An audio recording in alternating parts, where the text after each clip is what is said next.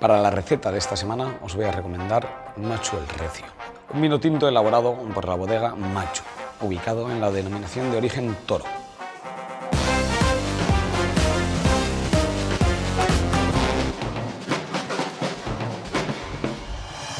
Está 100% elaborado a partir de la variedad tinta de Toro y son uvas que provienen de viñedos de entre 90 y 100 años.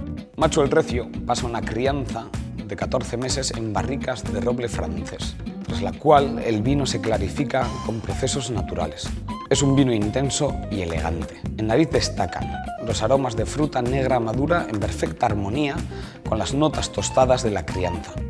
En boca es sedoso, amplio y con un final largo y fresco. La temperatura de servicio es de 15 grados aproximadamente y recomendamos el uso del oxigenador.